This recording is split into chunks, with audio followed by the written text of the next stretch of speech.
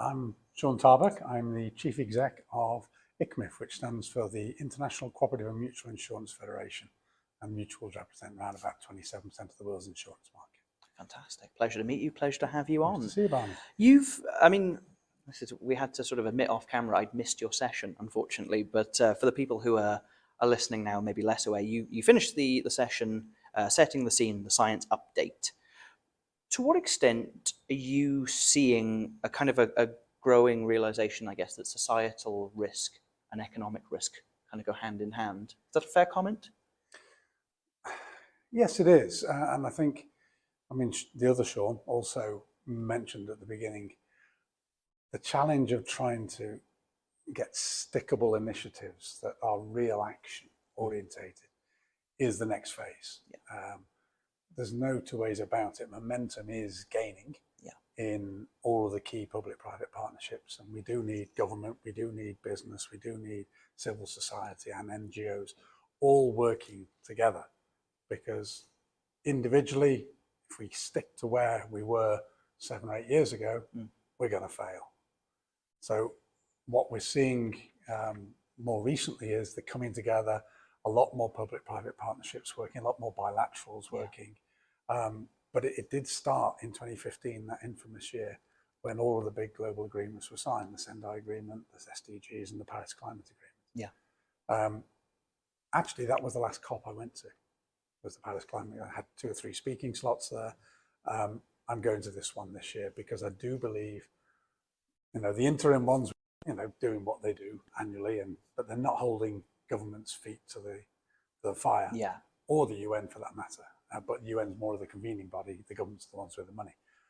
I think business is now being invited in, and I do hope that we're going to be able to do a lot more stuff on the economic side, and bringing all of the great work and all of the initiatives and platforms we've created over the last 8 years. That's quite fantastic.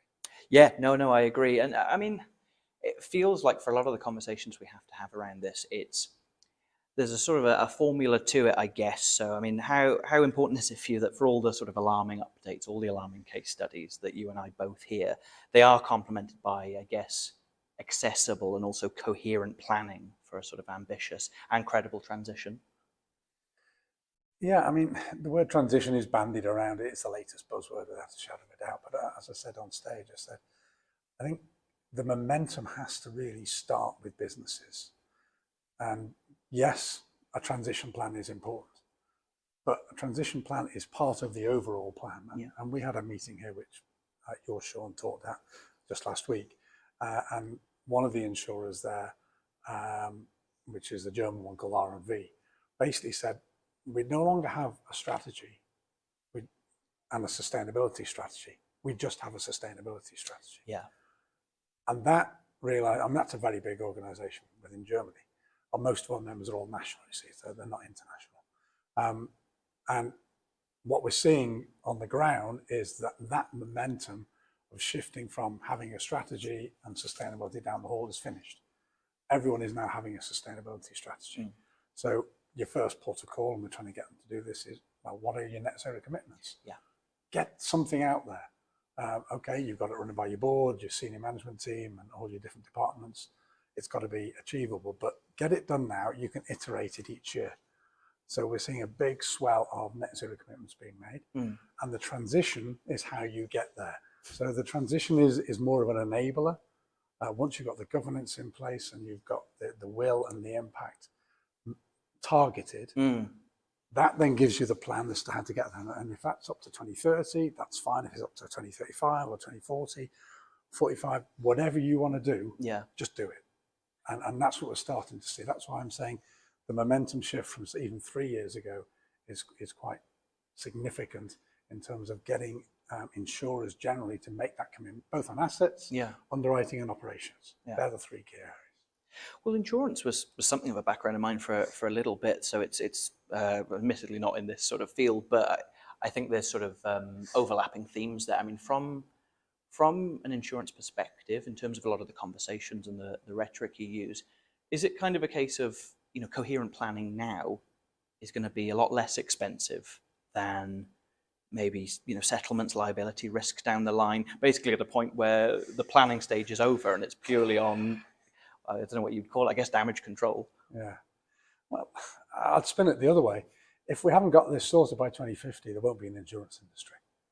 It's as simple as that. Yeah. You could even pull that forward to probably 2045. Things are already becoming uninsurable. I mean, in the emerging world, most of it's not insured in the first place. Yeah. So that needs to start to become insured. But in the developed world, like California, where you're seeing companies pulling out, Florida, they pulled out a long time ago. Yeah. But where the markets aren't working, ironically, some of the solutions are actually risk pooling, which are called mutuals. Right, yes. So where the market fails, sometimes you get others coming in, and then they form their own affinity group. So we're part of the solution as well, we hope. So anyway, that's one side of that thing. But I think some of the initiatives that we have started in the last 2 or 3 years with bilaterals, so I'll talk about probably 3, if that's okay. Yeah, of course. Yeah. Very quickly. So one, we have changed our purpose as an organisation. We're 100 years old. We don't do it very often. We changed our purpose last year, which all of the members, all 200 members across 60 odd countries agreed. Yeah. And it's creating a safer, more resilient world. Yeah. That's a big purpose. I mean, how do you do that? Well, you have to do it, in my view, you have to do it by measuring success and driving peer-to-peer challenges that make the world a better place. And that's what we've already started. So we launched a couple of big things last year at our 100-year anniversary. One was the Sustainable Development Goals calculator, which we've worked in conjunction with Swiss Re for 4 years. It has a UN brand on it, the UNEP PSI as well. So that's brilliant that we've got UN sanctioned to utilize the SDGs. We took about 3 years to develop it. We launched it to members to start use this year. We've had 20, some of our largest members, all signing up to use it. And it's not straightforward. It needs about 10 weeks to get your data in order, to make sure that you can put the right stuff in. But just last week, we launched the first benchmark, which is around about 10 companies. So we've got a benchmark to start with, and others can measure against it.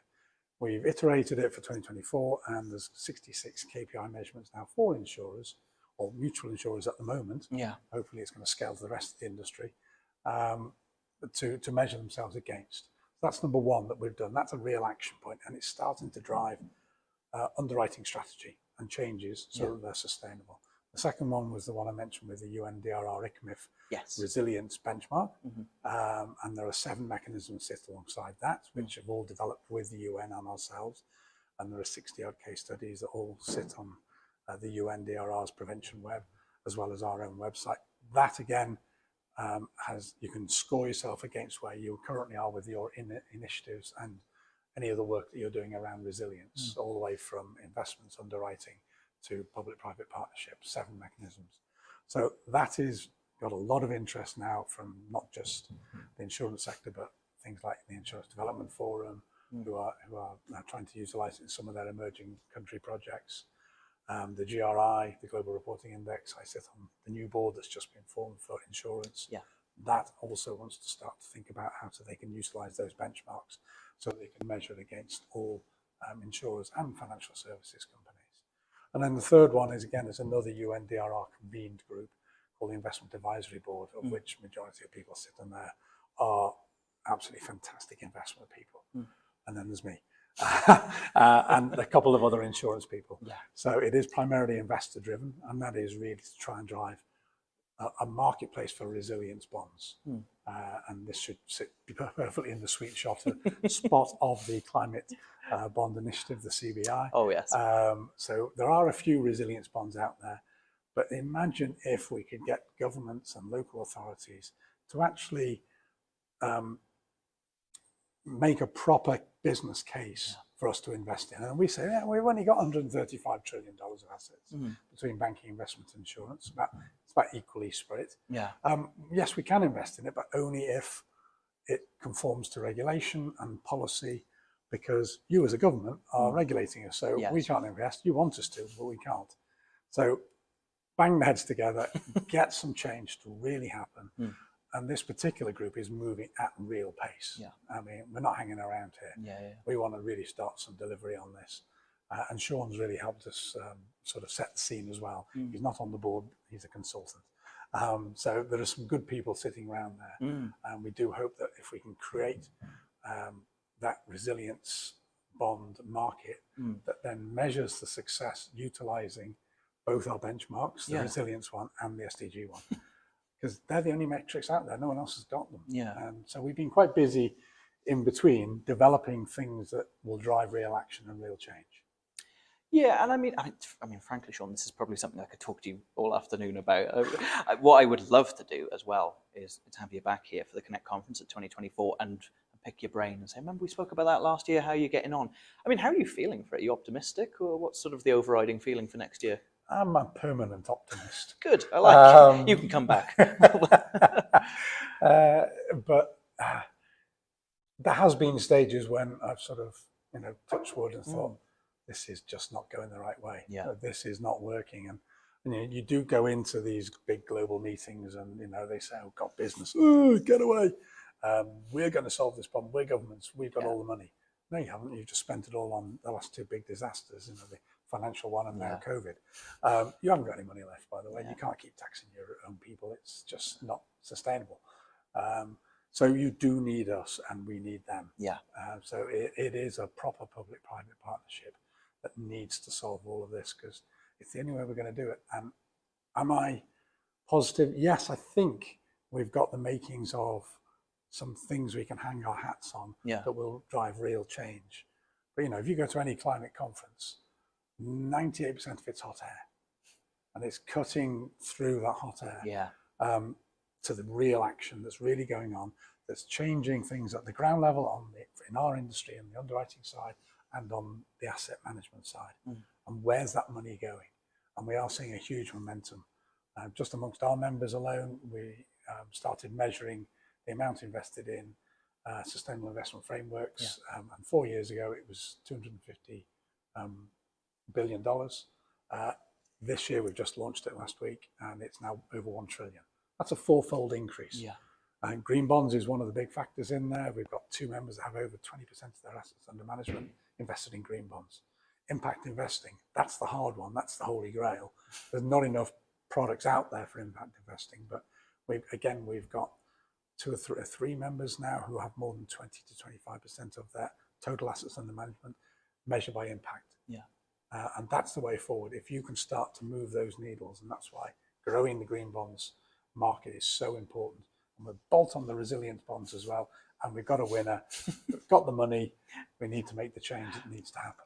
Here. Shaun Tarbuck, what an absolute pleasure. Thank you so much for coming in. Thank you, Barney. Appreciate your time. Cheers.